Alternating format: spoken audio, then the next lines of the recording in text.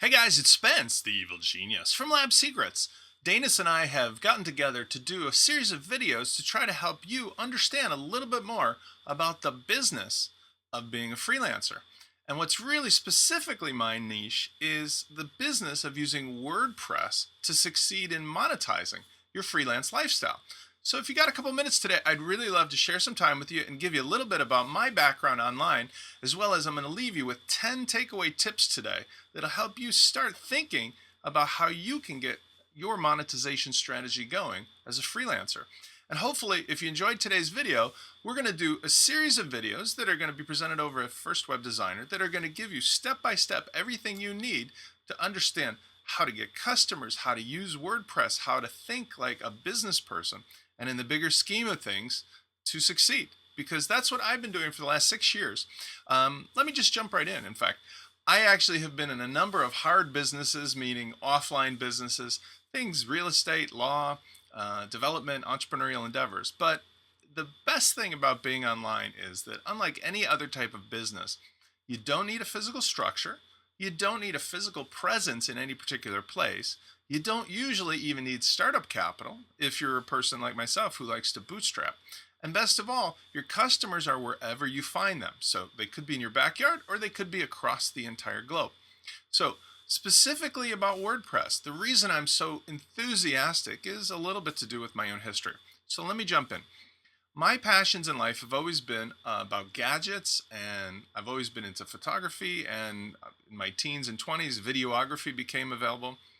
And those visual arts were always a great alternative to the things I might have been doing with school or with any kind of other business type things.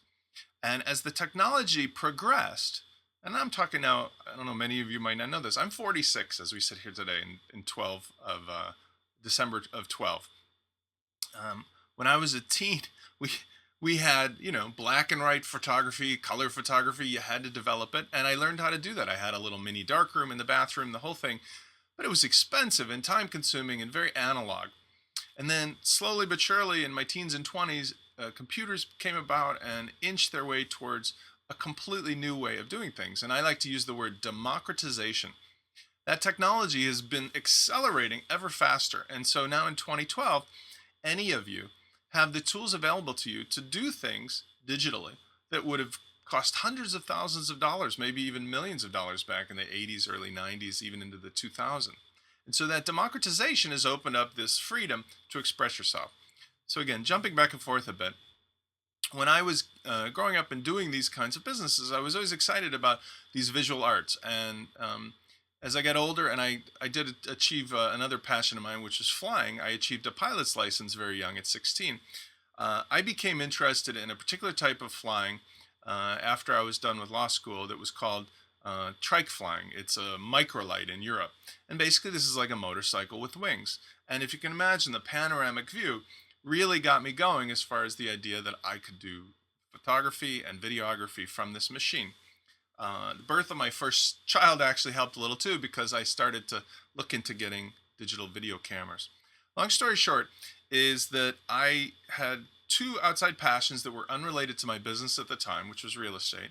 And I started to tinker around with them and became really excited about the idea of posting videos from the trike that I was flying, as well as, family type videos of my son at the time online. But the technology was expensive. It was complicated to put up a website. There was nobody doing this stuff. So it was really kind of tinker mode. And I had a happenstance where came across one of the first social networking software products out there. And this is after my website had been going for a couple of years. The site was called trikepilot.com.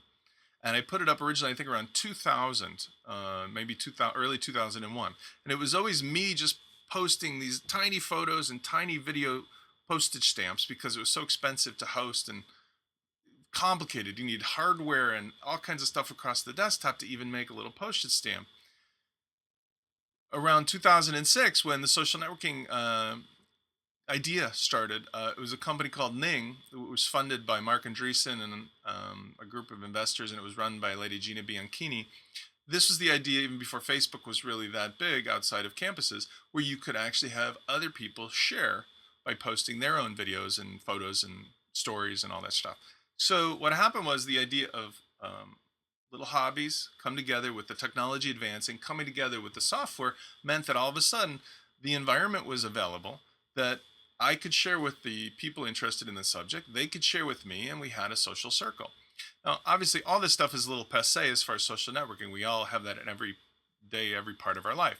But the same kind of democratization of the equipment that enabled me to start hosting videos for free from other people and allowing other people to really make HD quality videos from these little things they mount on their head or mount on the trike has really accelerated in the last couple of years, so that now the videos that are being produced at this little hobby site that I think we have about 3,500 people now, um, are as good as any cinematic experience you might have found 10 years ago. In fact, the equipment in a postage stamp size camera produces as good as a big old Sony did 10 years ago.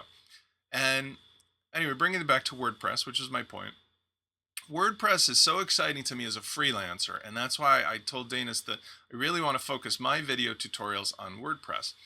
In the last 3 years, I've become somewhat of a niche expert in how to use WordPress as sort of your Lego block system, or if you know what this company's called, it's called IKEA furniture. They make modular furniture that's extremely popular around the globe, especially in the United States, so that if you're not an interior decorator, you could still reasonably make a beautiful household for yourself. You just pick the components, and the components all have a certain integrity with each other, so that you could buy one here today and another tomorrow and know they'd still work. Again, like Lego blocks for kids. A Lego block from 50 years ago still works the same with one bought today. And that means that even if you're not an expert toy designer, you can really have fun with it, and people can buy and sell and trade. WordPress to me has had that same capacity. And so in the last 3 years, been working on perfecting a system over at Lab Secrets and now at LabZip that lets people who are not WordPress experts, not PHP coding experts, they don't know what JavaScript is from anything, don't even understand the concepts about hosting a site, to basically take a business idea for themselves or business idea that they want to sell to others, i.e. freelance work or design work or creative endeavors or task type endeavors, and be able to get online with it, start making money with it without any hassles. Just like you can buy a couple Legos and just know how to snap them together without having to design the spaceship or the car or anything in advance. Just follow the directions. Now, I'm going to take it one step further because I did jump ahead a little bit. To me, what's so fascinating about WordPress is that my company originally got started because in this trike flying network on Ning, we found that they had a great environment, but they were missing some of the key components that would have made it possible for these other businesses like my own or entrepreneurs like myself to succeed. So they didn't have some basic things like chatting and some advertising and some other plugins. And I had a great accidental encounter with a person who became my partner, and he's a fantastically talented person and designer. His name is Mick Balaban, and he one day out of the blue, because he was a trike pilot, sent me a logo and said, this would be something if you're interested in for trike pilot. And I obviously thought it was terrific, but it also triggered in me an idea about asking him whether he wanted to do a business of building accessories for this Ning community, which at the time had maybe 8 or 12,000 sites that were basically networks of people, maybe hundreds or thousands, who were doing things on a niche. Maybe it was advertisement, maybe it was photography, maybe it was music, but there was no tools requiring that were available, I should say, to let them take it to the next level. So again, forgive me for bouncing a little back and forth, but that encounter with Mick was something that to me triggered an idea that I want to impress upon you, which is that there was an opportunity that presented itself that had I not been open to, might have passed me by, passed us by. Instead, it did trigger in me, maybe because I've done this before and I was always looking, an aha moment. And the idea being that you've got a community of people who love a certain software that needs certain things made easier or a pain point solved.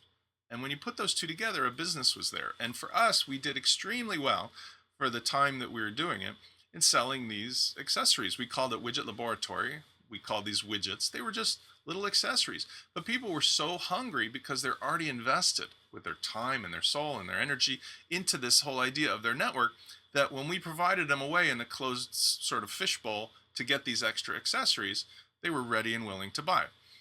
And that went to another opportunity after the Ning situation was over, a company called Social Go, where we ended up building specifically those kind of things for them upon request. And all of that led to around 2010, where WordPress came basically out of the woodwork.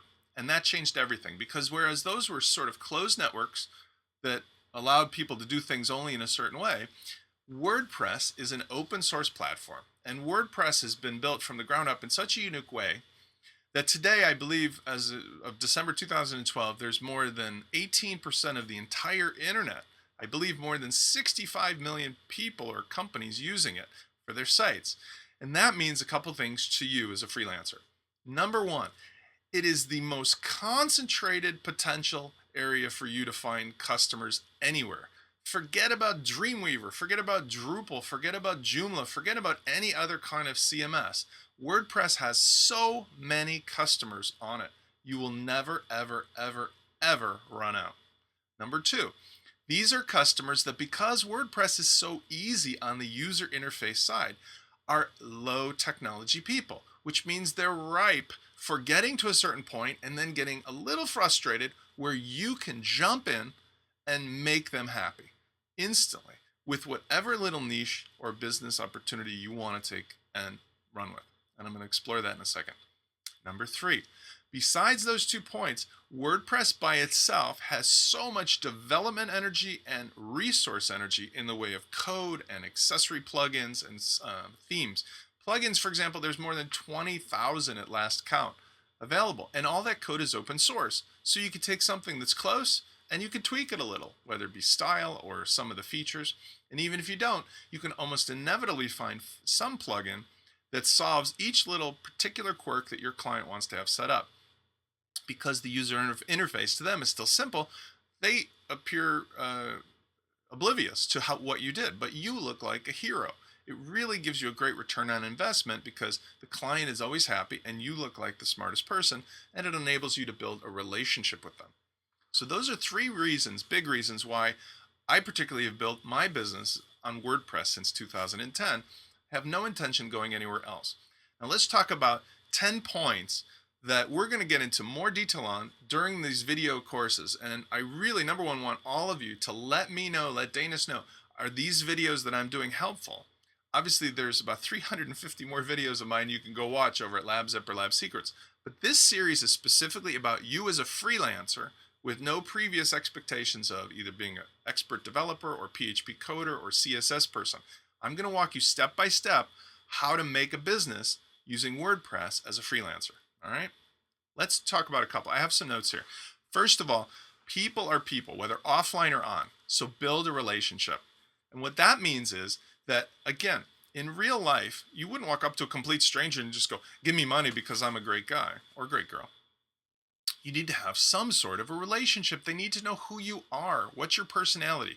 Nothing annoys me more than these companies that do really well but hide behind a complete anonymous wall. In fact, ironically, some of the most successful theme authors on WordPress, specifically in this area called Theme Forest, they sell without anybody knowing their name or face or anything else. So there are exceptions, but in general, my opinion is, in this very big world of 6 billion people, people should know who you are. And don't be afraid if you're one person living under a rock somewhere in the desert or out in the ocean. That's who you are. And that's what people remember, because people want a relationship with somebody they know is there, know trust, and know that there's a mutual sort of symbiotic situation. They need you, you need them. All right. Find some pain or paint a pretty picture. That's where the money's hiding. And I described this already, but WordPress presents so many opportunities because a good majority of the folks using it are intending to build some kind of a business or use it to support some kind of a business. So that means that you can go out and do a search for various types of niches that might interest you, and you will inevitably find forums or areas where people are discussing their problems. And by becoming somewhat of a little expert on using WordPress, you can go into that community, become a part of the community, become a welcome part, and offer turnkey solutions built on WordPress that solve those things. And it doesn't mean it has to be all technical. It could be just design elements. You could be somebody that knows how to modify themes that are being used by, I don't know, a photography site, so that the other people can display their photos as nicely as you show you can do.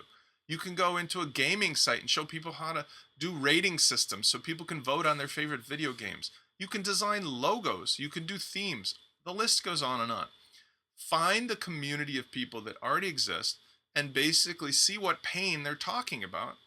And then go back to what I'm teaching you, Danis, and teaching you, we're showing you a first web designer, and apply that to develop your own solution to the pain. The reciprocal to that is called painting a pretty picture. And you can do that also, which is to say, there's a lot of people that don't have pain, but they're just not sure what they want to do. And they want you to just be the cheerleader. Hey, look what I did. Look at my customers. Look at the people who I helped build these beautiful sites. Do you want one of those? I can do that too. No problem. And with our system, we're going to show you you can do this like that simple. You don't even have to reinvent the wheel for every client. The next one is, in a world of 6 billion people or more, you only need 1,000 fans. Thank you, Seth Godin. If you've never read any Seth Godin, I encourage you to do so. He's one of the most famous and really, I think, intelligent marketing experts out there. And he says that in a world that we live in today, which goes along with relationships, you don't need to have 6 billion people to be successful. If you're a single freelancer or a small company, even 1,000 people who are fans will make it a livelihood. Let's do the math. If you have 1,000 people, that's enough. If you got, depending on your lifestyle choice, if you got $100 a month for some subscription, and believe me, in WordPress, that is not unusual because you can include hosting, you can do all kinds of themes or features. Just bear with me. If you got 1,000 people, let's make it easy. Let's do it. 1,000 people paying $100 a year. That's only like $9 a month. It's $100,000, right? And if you have a recurring revenue model, which is even better, let's say they're paying you $10 a month. $10 a month times 1,000 people. So it's 10 times 12 is $120 a year per customer times 1,000. That's $120,000 year in and year out. If they're using you for hosting or support or other kinds of design, technical questions that you become good at, you can see very quickly you'll never need to go anywhere else. Now, it's a simple example. We're going to go more details on it, but I just want you to see how the multiplication factor can be so powerful. Don't be afraid to share your own personality, but try not to kill off your brand either. And so this is interesting because as a freelancer, there are a lot of people that become well known for their graphic or artistic skill, but they never think about the idea that maybe I'm going to be more successful than I thought. And down the road, I might want to bring an investor or I might want to sell the company. So be sure to always be thinking about this, and I'll go into more details in the other videos about how it is you can build up your own personality and your own relationship, but not lose sight of the fact that you've got a bigger brand in mind, because you want to have a company that, yes, people understand is basically you in your closet the first year or two, but that down the road, like many other successful businesses, might grow out of that area into something much larger. So don't end up putting it necessarily, Spencer Foreman's website design. Maybe you need a brand name and it's just Spencer Foreman happens to be the well-heard founder. Okay, that's what I try to do, obviously, with the lab brands, but it's still Spence, right? So if I ever go somewhere else, the brand itself, hopefully, will live on beyond me. Democratization of tools has arrived. Anyone can be the Wizard of Oz. Now, I touched on this originally. The Wizard of Oz story, if you don't know it, of course, all of his great power and control and everything, it turned out was just a facade. It was just this machine, and he was manipulating the knobs. Well, as I mentioned, in years past, videography was really defined by the equipment that you owned, and it was extremely expensive. And so was hosting and computer stuff. Now those barriers are gone.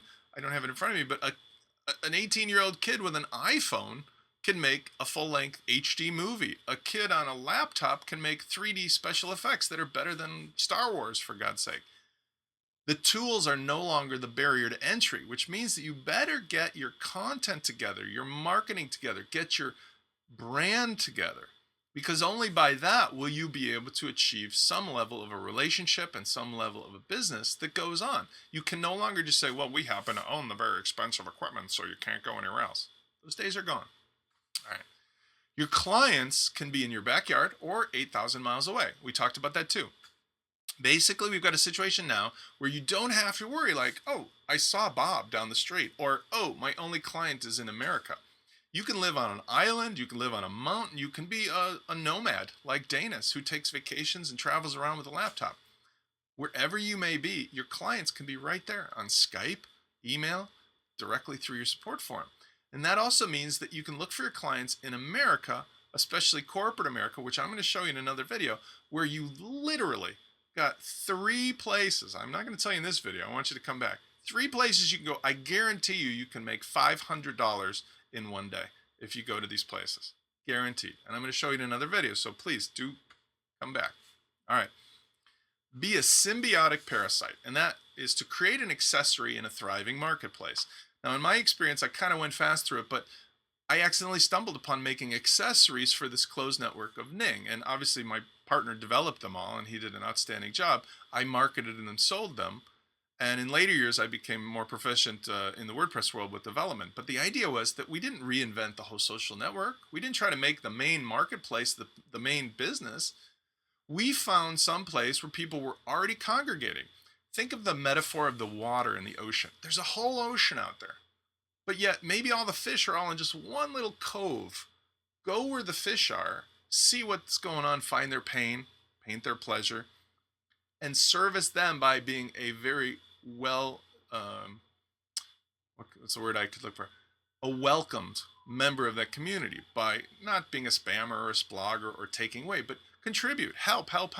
Find out what people need. And then, and only then, graciously try to make an invitation to say, hey, I've got a solution here for somebody if you're interested. Not at the expense of the host, of course. Okay. Buyers have egos. Choose the best product service names to maximize your product. This is a whole video series by itself. If you have a person that you're selling to versus a small company or a large company, the naming convention of your products and services is hugely important. No corporate buyer is going to buy a product from you that's called hobbyist.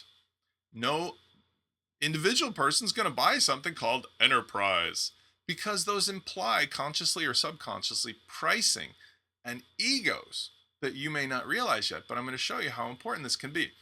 Especially, let's say, if you're selling to small business or medium business, there's usually 2 people or more in the decision chain. And if it's something that they're going to rely on for their business, they can't have a naming convention that implies something less than perfect and professional.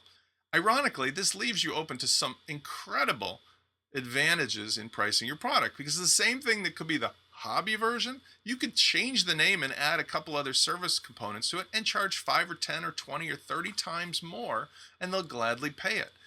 It's just the same way that maybe, I don't want to say women in particular, men too, but like if you take a car or a handbag, you could have the same comparable quality and products in many cases, and yet one of them is the well-known, luxury brand, and they charge 5 or 10 times more. Nightclubs do this too. When they put up the velvet rope and put a bunch of people in front, even though the club is empty, it's to give you the perception that something must be going on. Last one I'm going to leave you is, you are a programmer, you just don't know it yet. Awaken your power and learn how to code. And I'm not going to ask any of you to be a PHP developer and start from scratch, but remember, we're dealing with a Lego block type system. So just like with my own particular learning curve, you can learn snippets here and there to make you feel and actually seem to your clients to be supercharged. And that's going to make it really easy for you to take a variety of different disparate blocks or IKEA furniture pieces, whatever you want to say, put them together, make these really amazing solutions, charge a premium price, and have a happy customer, a long-term relationship, and a recurring revenue as a freelancer, which will free you from the typical thought of, I must work by the hour, I am a slave to my freelance job. Absolutely not. You'll build a brand, you'll build a product, you'll have relationships, you'll have fans, you'll be able to do something that I can point to a dozen people that I actually will in some of these videos have done just that thing. I'm over my time limit, but it's been really my pleasure to introduce you to this new concept, this new series we're doing for First Web Designer. And I'm really looking forward to your feedback. So please comment. Tell me what you like or don't like about what we're going to be talking about, so I can kind of change and manipulate things. The suspense, the evil genius. I'll see you next time.